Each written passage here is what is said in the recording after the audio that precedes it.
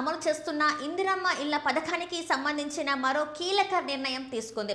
రాష్ట్ర ఆవిర్భావ దినోత్సవం సందర్భంగా కొత్త పెన్షన్లు, రేషన్ కార్డులు, సంక్షేమ పథకాల అమలుతో పాటు పేదలకు గృహ వసతి కల్పించడంపై ప్రభుత్వం ప్రత్యేక దృష్టి సారిస్తుంది. ఈ నేపథ్యంలో హైదరాబాద్ నగరం పరిధిలో కూడా ఇందిరమ్మ ఇళ్ల పథకాన్ని వేగంగా అమలు చేసేందుకు ప్రభుత్వం అడుగులు వేస్తుంది.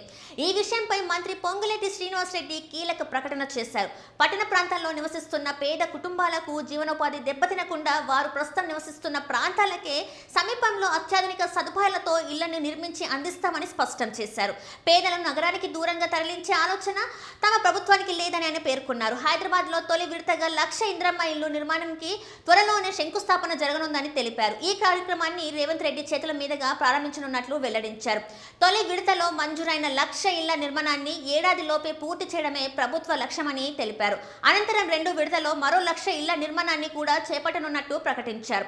ప్రతి నియోజకవర్గాన్ని ఒక ప్రత్యేక యూనిట్ గా తీసుకొని అక్కడ ప్రజలకు అదే ప్రాంతంలో ఇళ్లను నిర్మించి కేటాయిస్తామని మంత్రి వివరించారు. దీంతో లబ్ధిదారులు, ఉద్యోగులు, వ్యాపారులు ఉపాధి అవకాశాలను కోల్పోకుండా తమ ప్రాంతంలోనే స్థిరపడే అవకాశం ఉంటుందని పేర్కొన్నారు.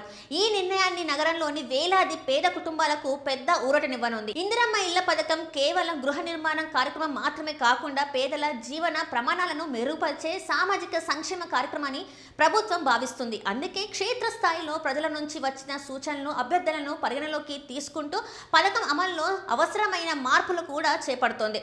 అదే సమయంలో ప్రజలకు ప్రభుత్వం సేవలను మరింత సులభంగా అందుబాటులోకి తీసుకురావడానికి సమీకృత సబ్ రిజిస్టర్ కార్యాలయాలు నిర్మాణాన్ని కూడా ప్రభుత్వం ప్రారంభించనుంది. స్టాంప్స్ అండ్ రిజిస్ట్రేషన్, సర్వే తదితర శాఖలకు సంబంధించిన సేవలను ఒకే చోట అందించేలా ఆధునిక భవనాలను నిర్మించనున్నట్లు మంత్రి తెలిపారు.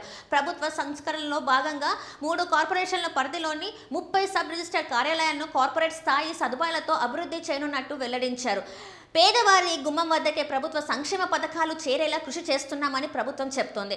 హైదరాబాద్లో ఇందిరమ్మ ఇళ్ల నిర్మాణం ప్రారంభం కావడం ద్వారా నగరంలోని పేద కుటుంబాల సొంతింటి కళ నెరవేరే దిశగా మరో కీలక అడుగు పడినట్లయింది. తొలి విడతలో 1,00,000 ఇళ్లు, ఆ తర్వాత మరో 1,00,000 ఇళ్ల నిర్మాణం పూర్తయితే రాష్ట్రంలో పట్టణ పేదల గృహ సమస్యకు గణనీయమైన పరిష్కారం లభించే అవకాశం ఉందని భావిస్తున్నారు.